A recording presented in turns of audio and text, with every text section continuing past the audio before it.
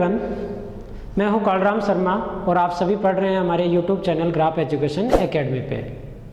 हम पढ़ रहे थे BSc part first abstract algebra.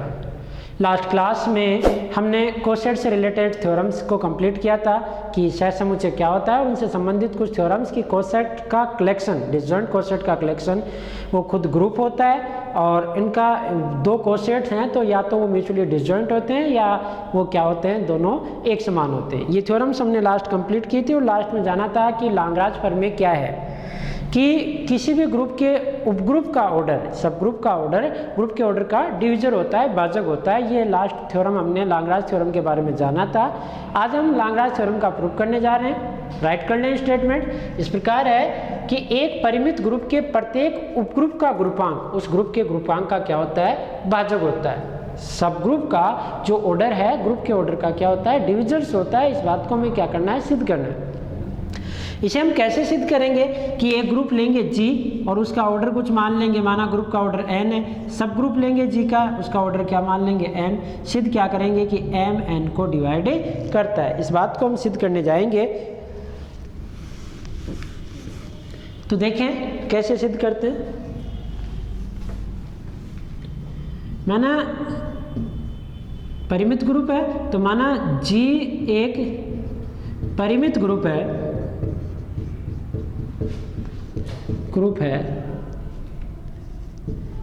जिसकी कोटि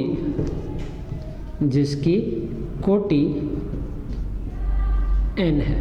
एक फाइनाइट ग्रुप है जिसकी कोटि कितनी है, n है, तथा h जो है h G का कोई उपग्रुप है जिसकी कोटि या ग्रुपांक एक ही बात है, कोटि m। अर्थात ऐसा मान लिया हमने कि ऑर्डर ऑफ G n और ऑर्डर ऑफ H n। अब हम क्या सिद्ध करेंगे कि m n का भाजक है। अब हम सिद्ध करेंगे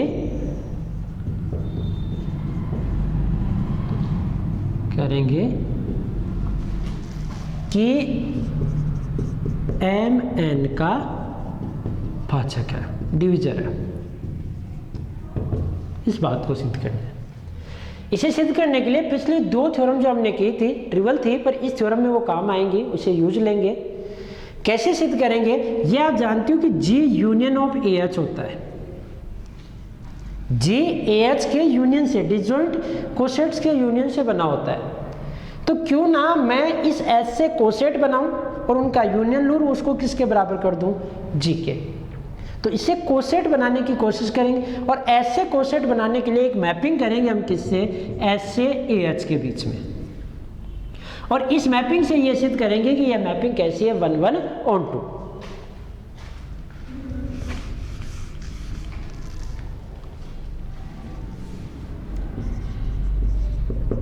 अब माना किसी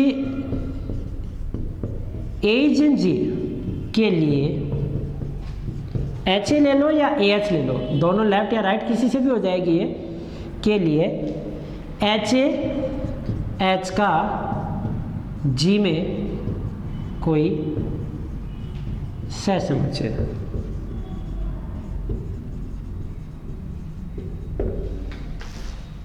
तथा एक फलन FH2H है। इस प्रकार परिभाषित है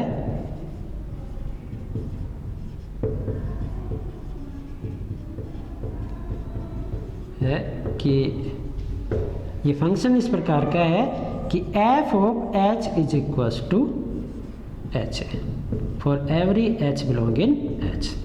इस प्रकार की मैपिंग होगी। मैंने उस सबसेट से कोसेट के बीच में एक मैपिंग बना ली f। कारण ये है कि अगर मैं इस मैपिंग को 1:1:2 सिद्ध कर दूं तो यहाँ मेरे पास एक बात मिल जाएगी कि order of h is equals to order of h या AH।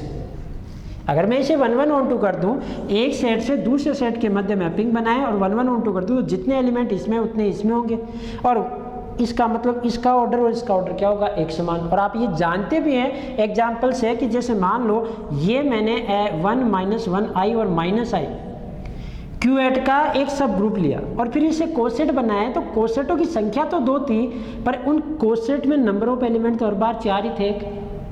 H बना था, एक कोसेट H1 बना था जो J - J और K और -K के रूप में था। नंबर ऑफ एलिमेंट इसमें भी 4 थे, इसमें भी 4 थे, तो वो H और H1 दोनों में इक्वली थे।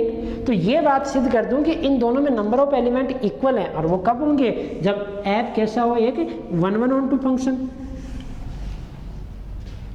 तो यहाँ f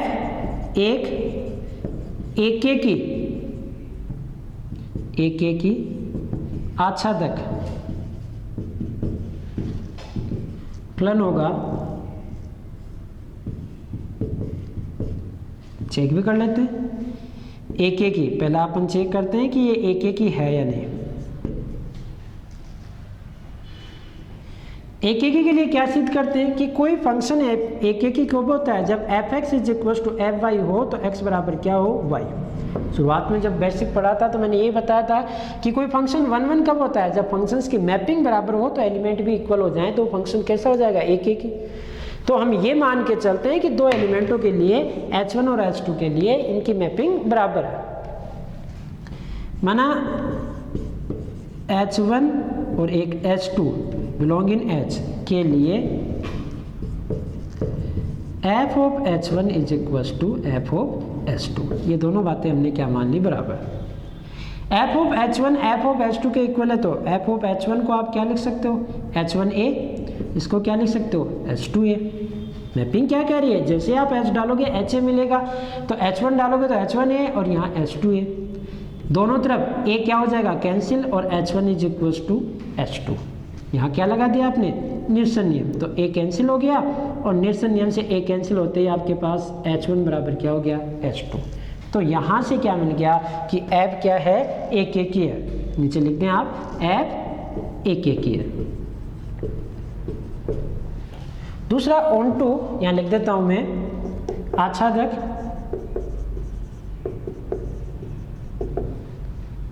तो यहाँ फॉर एवरी HA टाइप के एलिमेंट जो किसमें है, HA में, एक तो पहले से ही फिक्स है ना, आप एक ही कोसेट बना रहे हैं एक एलिमेंट के, तो फॉर एवरी HA टाइप के एलिमेंट के लिए H किसका एलिमेंट है, H बिलोंग इन H। प्रत्येक इस टाइप के एलिमेंट के लिए H में ऐसा एग्जिस्ट जरूर करता है, सच दैट, ताकि f ऑफ H = क्या हो रहा है, HA। अतः f कैसा है, आच्छादक। मैंने यहाँ क्या लिखा है, यहाँ for every HA belong in HA there exist H is in H such that f of H = HA हो रहा है। ये बात किसकी है, ऑन2 की। ऑन2 के लिए क्या होता है कि प्रत्येक एलिमेंट के लिए प्रीवियस इमेज मिल जाना चाहिए। आप इसमें HA लेते हो तो इसमें H है, जैसे आपने HA लिया तो H कहाँ से लिया, H से, वो इसी से तो लिया है। तो अगर आपने ये कहा कि साहब मैंने ले लिया H2a, तो इसमें H2 होगा उसके लिए। आपने अगर ले लिया कोई भी और मान लो H'(a), तो इसमें कौन मिल जाएगा उसके लिए, H'। तो प्रत्येक एलिमेंट की प्रीवियस इमेज एग्जिस्ट करती है, अर्थात इसका एक भी एलिमेंट फ्री नहीं है, उनके लिए प्री इमेज एग्जिस्ट करती है। तो ये कैसा है, ऑन2। और अगर ये ऑन2 है, 1-1 ऑन2 है, इसका मतलब क्या हो गया, f एक की आच्छादक है। f कौन, जो फंक्शन है, एक की आच्छादक है, इसका मतलब क्या हो गया, f एक की आच्छादक है, तो अतः हम कह सकते हैं, अतः order of H = order of HA। H और HA का ऑर्डर क्या हो गया, एक समान हो गया, दोनों में एलिमेंटों की संख्या या ऑर्डर दोनों में क्या होगा, बराबर होगा। साथ ही ये भी आप जानते हो, परंतु ऑर्डर ऑफ HA = क्या होता है, ऑर्डर ऑफ AH। ये आप जानते हो, लेफ्ट कोसेट और राइट कोसेट का ऑर्डर हमेशा इक्वल होता है, इसलिए मैंने ये राइट कोसेट से काम किया। अगर आप लेफ्ट कोसेट से करोगे तो भी सही होगा। इसलिए क्या होगा, order of H = order of HA निकाले या ऑर्डर ऑफ AH निकाले, ये सारे क्या होंगे, बराबर होंगे। भाई ये आप जानते हो कि लेफ्ट और राइट कोसेट का ऑर्डर बराबर होता है, और order of H H A के बराबर हो गया, तो स्वतः ही यहाँ से क्या हो गया, order of H H A के बराबर और एच ए किसके बराबर, ए एच के। यानी एच का ऑर्डर उसके लेफ्ट कोसेट और राइट कोसेट के ऑर्डर के क्या होता है, इक्वल होता है। ये बात हमने सिद्ध कर दी। इससे क्या फायदा होगा, अब मैं जी को लेफ्ट कोसेटों में या राइट कोसेटों में तोड़ूंगा और जी के ऑर्डर को लेफ्ट कोसेटों के ऑर्डर से कंपेयर करूंगा, लेफ्ट कोसेट के ऑर्डर या राइट कोसेट के ऑर्डर को किससे बना दूंगा, एच के ऑर्डर से, ताकि फाइनली एच का ऑर्डर उन कोसेट्स के ऑर्डर्स का मल्टीपल या एच के ऑर्डर का मल्टीपल हो जाए और एच जी का क्या हो जाए, डिवीजर। दोबारा समझ लेना क्या सिद्ध करना था, मोस्ट इंपोर्टेंट थ्योरम है, 5-6 बार आई भी हुई है। ये सिद्ध करना था कि एक ग्रुप के अंदर फाइनाइट ग्रुप का एक फाइनाइट ऑर्डर का एक ग्रुप है, तो उसके सब ग्रुप का ऑर्डर उसके ग्रुप के ऑर्डर को क्या करता है, डिवाइड करता है या भाजक होता है। इस बात को सिद्ध करना है। तो एक ग्रुप लिया जी जिसका ऑर्डर माना n है, सब ग्रुप लिया h जिसका ऑर्डर माना क्या है, m। सिद्ध क्या करेंगे कि m n को डिवाइड करता है, यानी m n का भाजक है। अब m n का भाजक है, यानी h g को divide, order of h order of g को डिवाइड करता है। इसके लिए कोसेट थ्योरी हमने काम में ली। तो पहले h से क्या बनाना किया, coset.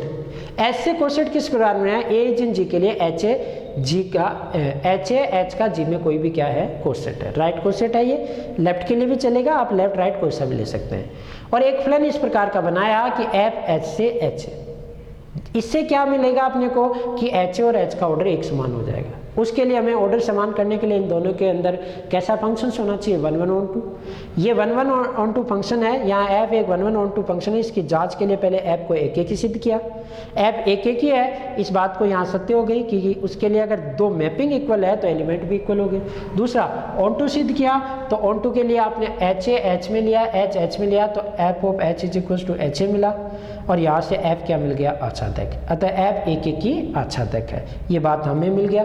For every H A belong in H A, एक एच एच में ऐसा है ताकि F of H is equal to H A मिलता है, तो एफ आच्छादक मिल गया।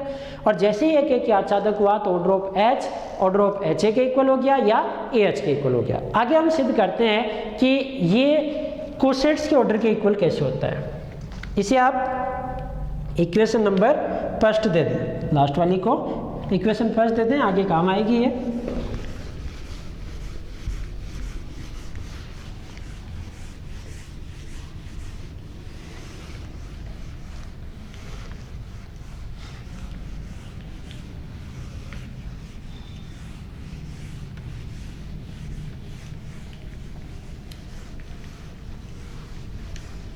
इक्वेशन फर्स्ट को मैं यहाँ दोबारा लिख लेता हूँ, ये आपको लिखने की जरूरत नहीं है, अपने पास क्या आ गया, order of H is equal to order of H A is equal to order of A H. ये आपके पास इक्वेशन आ गई। साथ ही सहसमुच्चय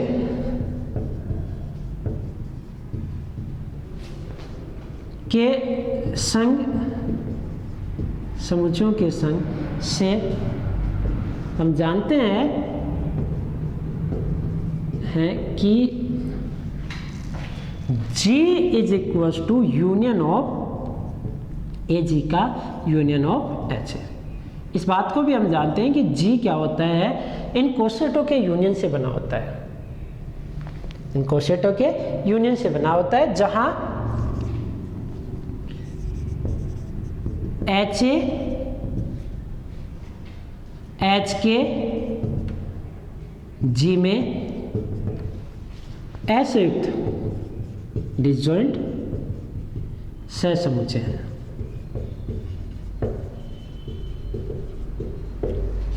एच ए जो है, जहां ये एच ए है ए जिन जी के लिए,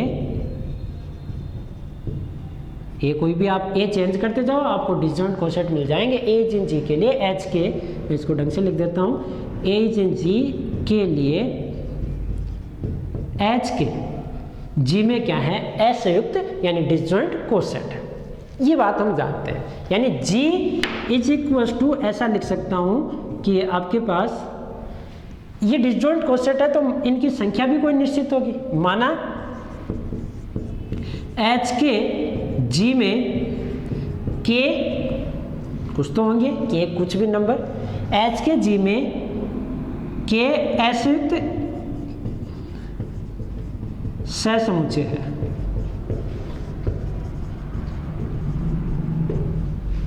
के डिसजॉइंट कोसेट्स है, अर्थात ऐसा है कि जो G है ना वो आपके पास H जो भी है ए टाइप का, यानी आप ए चेंज करते जाओगे और आपको मिलते जाएंगे। मैं इनको नाम देता हूँ H1, फिर union of H2, union of H3 और ऐसे ही यूनियन ऑफ HK। सही, जहाँ ये A1, A2 और ये AK कहाँ से लिए गए हैं? G से। भाई ऐसे के एलिमेंट होंगे जी के जो आपको डिसजॉइंट क्या देंगे? कोसेट्स देंगे। और इन डिसजॉइंट कोसेट्स के यूनियन से कौन बना है? जी। इसी बात को मैंने इस प्रकार लिख दिया कि अपन ने ये क्या है? डिसजॉइंट कोसेट है तो इनकी कोई संख्या होगी, माना इनकी संख्या कितनी है? के, तो मैंने के टाइम इनको लिख दिया। ये ए वेरी कर रहा है A1, A2, A से लेकर AK के बीच। इसका मतलब क्या हुआ कि अगर मैं इस पे ऑर्डर लगाऊं तो order of G is equal to order of इन सब का ऑर्डर ऑफ H1, मैं एक बार ऐसे लिख देता हूँ, order of H1 union HA2 union HA3 और यूनियन HAK लिख सकता हूँ। तो इस प्रकार हमने लिख लिया इसको। और ये हम जानते हैं कि अगर दो सेट A और B अगर डिसजॉइंट सेट हैं तो A यूनियन B का मोड या उनका ऑर्डर वो क्या होता है? A प्लस B का मोड। जनरली क्या होता है कि A यूनियन B का मान ये होता है mode of A mode of B minus A intersection B। But अपने पास यहाँ क्या है? HA1, HA2, HA3 ये सारे डिसजॉइंट है, ऐसे युक्त है।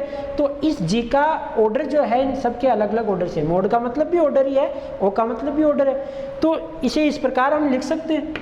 ये आवृष्टि अपवर्जन सिद्धांत के नाम से आपने BSc पार्ट फर्स्ट में पढ़ा होगा। तो यहाँ से चूंकि HA1, HA2, HA3 dot HAK ऐसे युक्त है,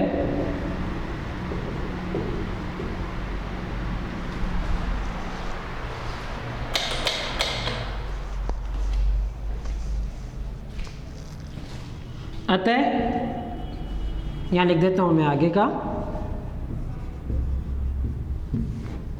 अतः ऐसा लिख सकता हूँ order of G is equal to order of HA1 plus order of HA2 dot order of HAK।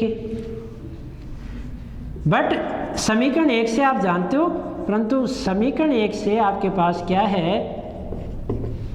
Order of H is equal to order of HA, या फिर आप इसे कह सकते हो ऑर्डर ऑफ HA1, HA2 या ऑर्डर ऑफ HAK। इन सब के ऑर्डर बराबर है। तो यहाँ से क्या हुआ? इसलिए ये हो गया कि ऑर्डर ऑफ G इसे नंबर 2 देते हैं इन दोनों समीकरण से, समीकरण 1, 2 इसे 3 देते हैं। समीकरण 2 व 3 से क्या मिला आपको?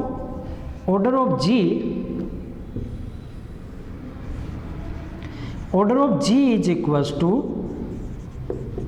ऑर्डर ऑफ HA1, उसकी जगह क्या लिख दूँ? HA plus order of HA। ये सब ऑर्डर किसके बराबर है? HA के ऑर्डर के। और कितनी बार है? Order of HA K times. इसका मतलब क्या हो गया? Order of G is equal to K time है तो इसे ऐड कर सकता हूँ, K into order of HA। Order of HA किसके इक्वल है? ऑर्डर ऑफ H के, यानी order of G is equal to K into order of H। इसका मतलब क्या हो गया? आप आसानी से समझ गए होंगे कि ऑर्डर ऑफ G बटा order of H is equal to क्या आ रहा है? K, यानी G ऑर्डर H का ऑर्डर G के ऑर्डर का क्या है? भाजक। यहाँ लिख सकते हो आप, अर्थात H की कोटि G की कोटि की भाजक है। ये कंप्लीट हुई आपके पास थ्योरम। दोबारा समझ लेना, यहाँ से देख लो एक बार पहले कि आपको ये पता है कि ऑर्डर ऑफ जी है ना इन डिसजॉइंट कोसेटों के यूनियन से बना हुआ है। जी इन डिसजॉइंट कोसेटों के यूनियन से बना हुआ है। डिसजॉइंट कोसेटों के यूनियन से बना हुआ है तो ऑर्डर ऑफ जी इन डिसजॉइंट कोसेटों के यूनियन का जो ऑर्डर आएगा उसके बराबर होगा। ये डिसजॉइंट है तो यहाँ आवष्टीय वर्जन सिद्धांत के अनुसार आप इन सब का ऐड करें, इंक्लूजन एक्सक्लूजन जो थ्योरी थी, इन सब का सीधा सीधा आप ऐड करोगे तो वो ऑर्डर इस ऑर्डर जी के इक्वल होगा। इन सब का ऑर्डर का क्या कर दिया, सीधा सीधा ऐड। आपको ये पता है कि इन कोसेट्स का ऑर्डर एच के ऑर्डर के इक्वल है, ये हम पहले सिद्ध कर चुके हैं। किससे? एफ एक फंक्शन बनाया था H2 H8 तक। तो यहाँ से आपको क्या मिल गया कि ये H, HA या H1, H2 इन सब के ऑर्डर इक्वल है। तो आप इनको रिप्लेस कर सकते हो HA से या S से। कितने टाइम है ये? K times. और HA को आप किससे रिप्लेस कर सकते हो? S से। मैं ऑर्डर को रिप्लेस कर रहा हूँ, एलिमेंट्स को नहीं। HA के ऑर्डर को H के ऑर्डर से रिप्लेस कर रहा हूँ, न कि HA को S से। तो यहाँ से क्या मिला? ऑर्डर ऑफ G किसके इक्वल हो गया? K into order of H के, यानी G का ऑर्डर H के ऑर्डर का K टाइम मल्टीपल है। K कोई भी पूर्णांक है, अर्थात ऑर्डर ऑफ G बटा ऑर्डर ऑफ HA क्या है? K है। यानी G के अंदर ऑर्डर ऑफ G के अंदर ऑर्डर ऑफ H का भाग दे रहा हूँ तो K आ रहा है, अर्थात H का ऑर्डर G के ऑर्डर को क्या करता है? पूर्णतः विभाजित करता है। और यही अपनी थ्योरम थी। ये Lagrange theorem most important theorem थी, 5-7 बार आई हुई भी है, रिपीट भी कर सकती है और ये थ्योरम यहाँ कंप्लीट होती है। अब देखो इससे रिलेटेड कुछ बातें, कुछ नोट्स और रिजल्ट्स आप लिख लें।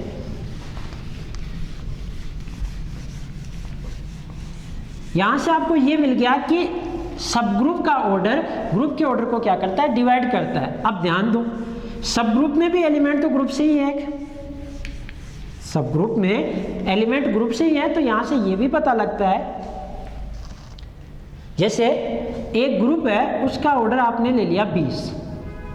अब सब ग्रुप का ऑर्डर क्या हो सकता है? उदाहरण से ही लिख लो आप, इससे पहले एक बार एक एग्जाम्पल ले लो। 100 कोटि के उपग्रुपों की संभव कोटियां बताइए। 100 कोटि के ग्रुप, 100 कोटि के ग्रुप के उपग्रुपों की संभव कोटियां बताएं। तो सॉल्यूशन देखें, यहाँ आपके पास ऑर्डर ऑफ G कितना है? 100। उपग्रुपों की कोटियां क्या होगी? उपग्रुपों की कोटियां वो हैं लाग्रांज प्रमेय से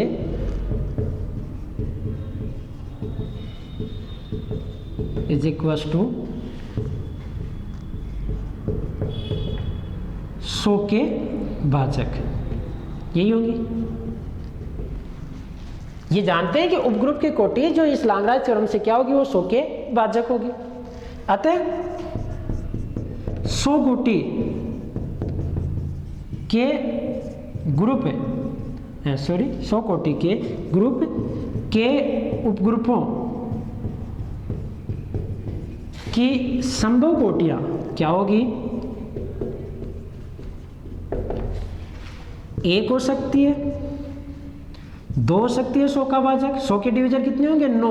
मैंने आपको डिवीजर निकालना बताया था, सिग्मा ऑफ टो ऑफ 100, और उसके लिए आपको बताया था कि आप कैसे लिखें 100 को, कैसे 2 की पावर 2 इंटू 5 की पावर 2, और इसका मतलब क्या है? इस प्रकार लिखते हैं, और 2 + 1 इंटू 2 + 1, 3 इंटू 3 9। 100 के 9 डिवीजर है। अब वो 9 डिवीजर कौन कौन से हैं? 1 है, 2 है, 4 है, 5 है, 10 है, 20 है, 25 है, 50 है, 100 है। क्या 9 हो गए? 1 2 3 4 5 6 7 8 9, ये संभव कोटि है। यानी 100 कोटि का कोई भी ग्रुप लोगे तो आपके पास उपग्रुप की ये पॉसिबल कोटि है। एंट्रेंस के अंदर आपके पास ऐसे क्वेश्चंस आए हुए हैं कई बार कि एक 85 कोटि का कोई भी 85 का ऑर्डर का कोई ग्रुप लिख लिया तो उसके उपग्रुप की कोटि है या नहीं है। ऐसे ज़्यादा पूछता है कि इनमें से कौन सा कोटि का उपग्रुप नहीं होगा। फिर वहाँ नीचे लिखता है 15, फिर इसका 5, और आपके पास लिख देता है 85 का डिवीजर और कौन हो गया? 15 5 3, और फिर लिख दिया 4। अब 3 इसको डिवाइड करता है, 5 इसको डिवाइड करता है, 15 इसको डिवाइड करता है, पर 4 इसको डिवाइड नहीं करता।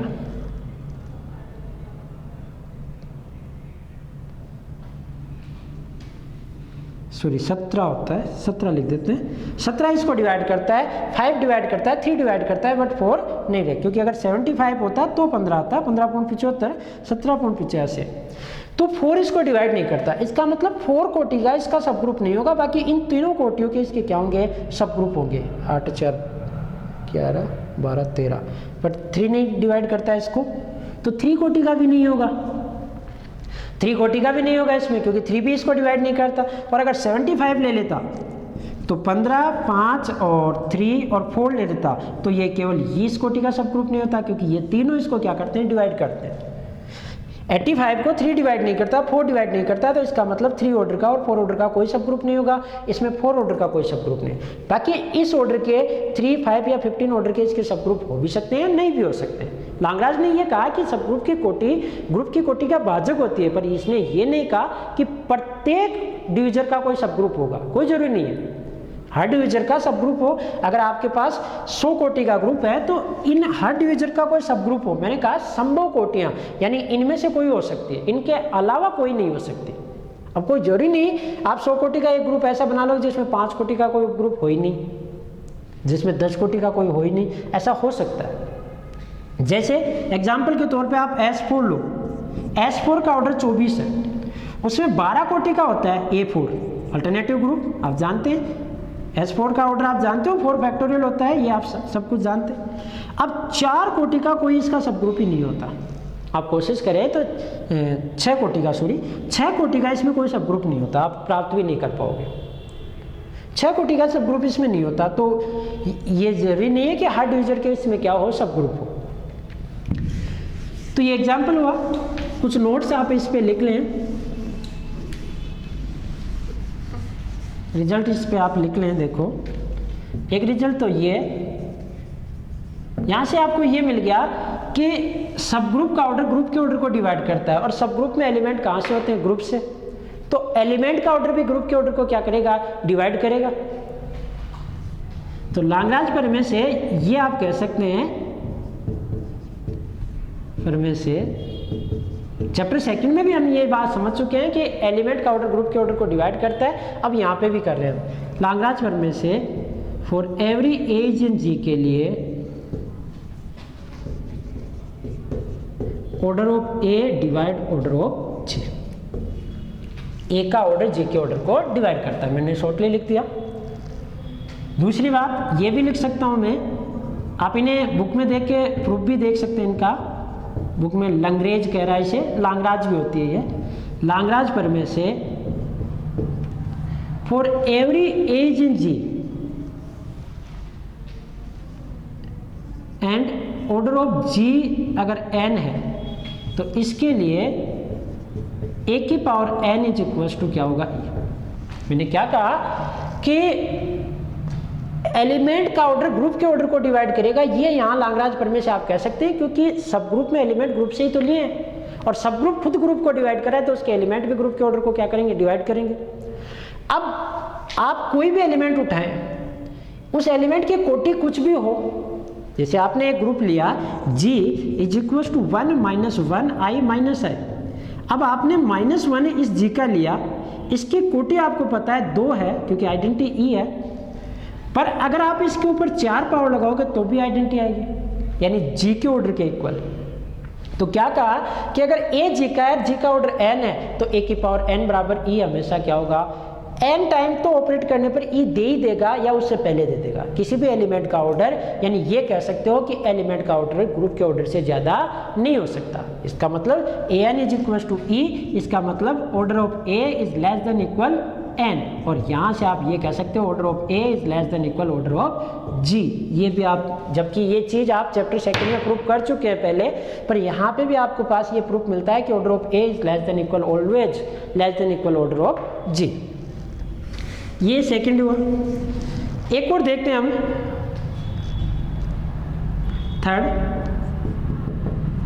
थर्ड ये है कि अभाज्य कोटि के परिमित ग्रुप है, कोई भी फाइनाइट ग्रुप, परिमित का मतलब अनंत कोटि पे भी आप अप्लाई कर सकते हैं, बट उसे लिखना और फाइंड करना मुश्किल होता है, इसलिए परिमित कोटि।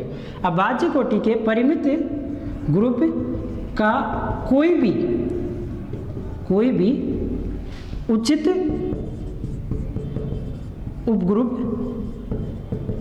नहीं होता। ये बुक में आपको कोरोलरी के रूप में यानी उपप्रमेय के रूप में आपको मिल जाएंगी। ये क्या कहा थर्ड, ये समझे देखो। अभाज्य कोटि का यानी जैसे आपने ग्रुप लिया एग्जाम्पल के तौर पर order of G is equal to 13, then possible order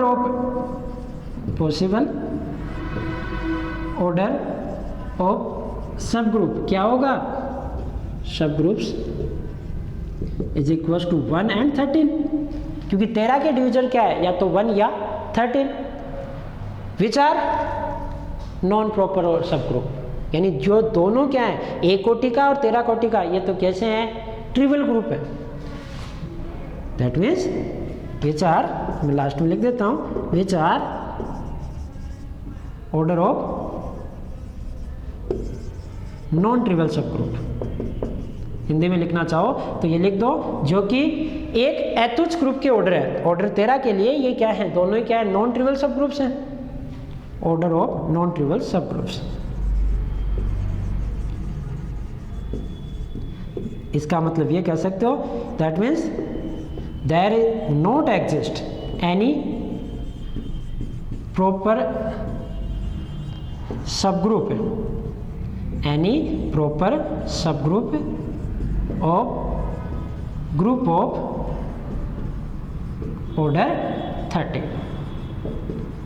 13 order के ग्रुप का कोई भी प्रॉपर सब ग्रुप नहीं होता।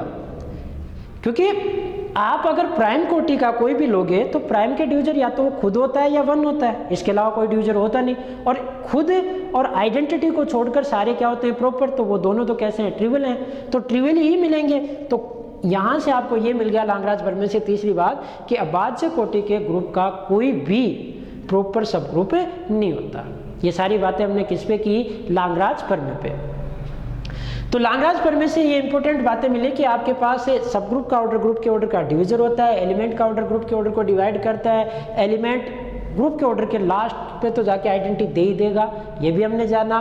फिर ये जाना कि प्राइम कोटि के ग्रुप के क्या होते हैं, केवल 2 ही सब ग्रुप होते हैं, और वो दोनों क्या होते हैं, ट्रिवियल होते हैं, अर्थात प्रॉपर कोई भी सब ग्रुप नहीं होता।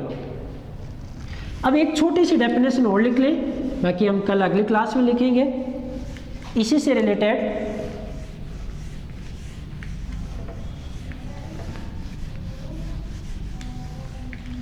वो डेफिनेशन इस प्रकार की है, देखो स्टेटमेंट लिखें आप पहले तो उसका, समय का सूचकांक, सिंपल सा समय का सूचकांक, index of A group, Hindi में लिखना चाहें तो इंडेक्स ऑफ ए ग्रुप का इंडेक्स। इससे मतलब क्या है, इसकी डेफिनेशन क्या है, किसी भी ग्रुप के कोई उपग्रुप लो तो उस उपग्रुप के कोसेटों की संख्या, जितने कोसेट बनेंगे ना, उन कोसेटों की संख्या को उस ग्रुप का क्या कहते हैं, सूचकांक कहते हैं। कोई भी ग्रुप लिया, जैसे G एक ग्रुप लिया, उसका ऑर्डर मान लो 8 है, एक सब ग्रुप लिया H जिसका ऑर्डर 4 है।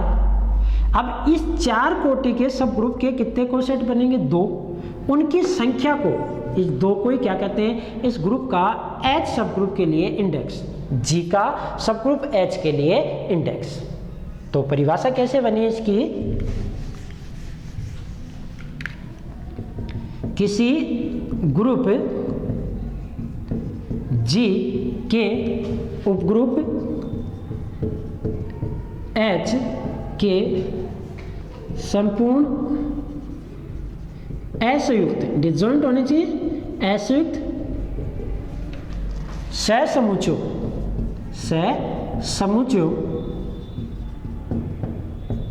की संख्या को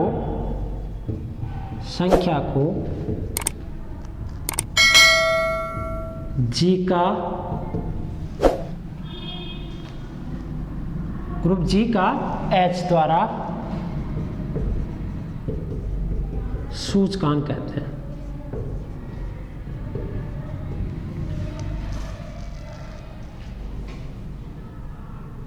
या ऐसे लिख दो इसको, को H का G में सूचकांक कहते हैं। ऐसे भी लिख सकते हैं आप इसे सिंपली।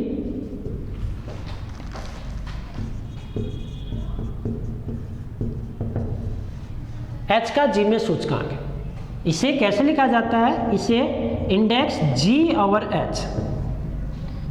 मैं इसे इंग्लिश में लिख देता हूं, कैसे रीड करोगे? इंडेक्स G/H, G का H पर इंडेक्स या H का G में इंडेक्स, इंडेक्स G और H से व्यक्त किया जाता है।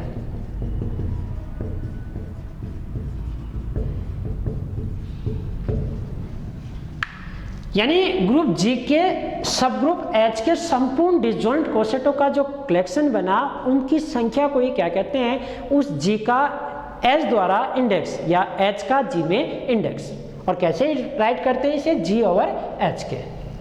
ये हम जानते हैं कि चूंकि ये होता है order of G is equals to order of K/ऑर्डर ऑफ H। अभी किया था हमने, सही?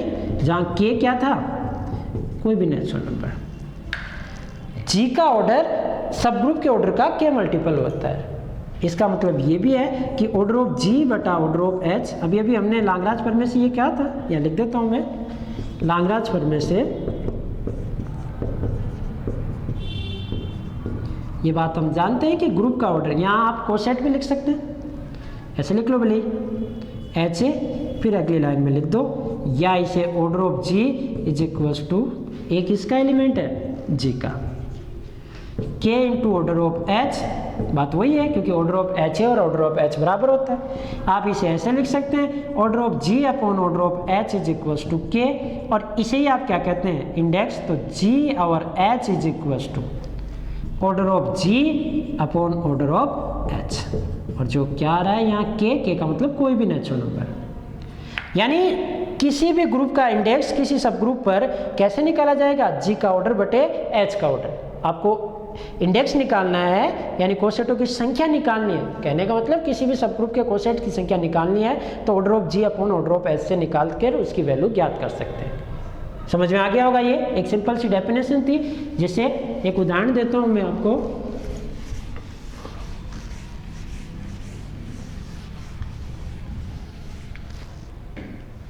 एग्जाम्पल देखें, 20 कोटि के ग्रुप G के एक उपग्रुप H जिसकी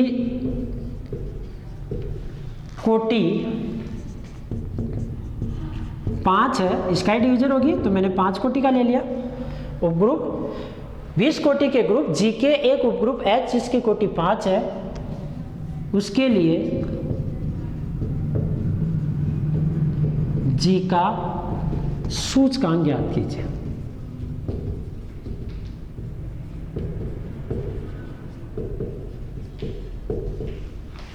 तो देख लो सिंपल सा सॉल्यूशन कि यहाँ ऑर्डर ऑफ G कितना है? 20, ऑर्डर ऑफ H वो कितना है? 5। तो G/H सूचकांक 20 बटा, यानी ऑर्डर ऑफ G बटा ऑर्डर ऑफ H, और वो क्या हो गया? 20 बटा 5, और यहाँ से इसकी वैल्यू कितनी आ जाएगी? 4। सिंपल सा डिवीजन। यानी इसका इंडेक्स पता नहीं वो कौन सा सब ग्रुप है, कौन सा ग्रुप है, पर अगर आप 5 कोटि का सब ग्रुप ले रहे हैं 20 कोटि के ग्रुप में, तो उससे जो इंडेक्स बनेगा उसकी संख्या कितनी होगी? 4 होगी। इंडेक्स का मतलब एक नंबर से दिया गया, इसे आप निकाल के भी, अगर कोई 20 कोटि का ग्रुप कोई भी ले लो रैंडमली, वो डिपेंड नहीं करता कि आपने साइक्लिक लिया है, नॉन साइक्लिक लिया है, गाबेली लिया है, कैसा भी लो, 20 कोटि का ग्रुप ले लो, 5 कोटि का उसमें कोई भी उप ग्रुप ले लो, फिर आप उनके कोसेट्स की संख्या निकालोगे तो वो संख्या फिक्स रहेगी, और वो कितनी होगी? 4। जैसे Q8 आपने लिया था एग्जाम्पल के तौर पर, 1 - 1 I - I J - J K - K, और H आपने सब ग्रुप ले लिया था ऐसे 1 - 1 I - I। तो इसके इंडेक्स कैसे है कि इसका इंडेक्स कैसे लिखा जाएगा? Q8 और H is equals to order of Q8 upon order of H, और क्यूएट का ऑर्डर कितना 8, इसका ऑर्डर 4, आप डिवाइड करोगे 2। अब चाहे आप एच ऐसा लें, इससे कोई फर्क नहीं पड़ता, 1 - 1 j - j, तो भी इसका इंडेक्स कितना आएगा 2 ही आएगा। और अगर आपने एच ऐसा ले लिया 1 और -1 ये सब ग्रुप ले लिया, तो इंडेक्स जो आएगा Q8 और H उसकी वैल्यू कितनी आएगी 4, क्योंकि 8/2 इसकी वैल्यू 4 आएगी, इसकी 2 भी, इसकी भी 2। तो ये बात हुई हमारे पास इंडेक्स थ्योरी की। आप इसे राइट कर लें, एग्जाम्पल के तौर पर भी लिख लें। तो यहाँ तक हमने सब ग्रुप और सब ग्रुप से रिलेटेड एक most important theorem Lagrange theorem और इंडेक्स को पढ़ा। नेक्स्ट क्लास के अंदर हम साइक्लिक ग्रुप के सब ग्रुप के बारे में पढ़ेंगे। लास्ट टॉपिक हमारे पास जो है इस चैप्टर का साइक्लिक ग्रुप और उसके सब ग्रुप्स के बारे में पढ़ेंगे। तब तक के लिए धन्यवाद, मिलते हैं हम अगली क्लास में।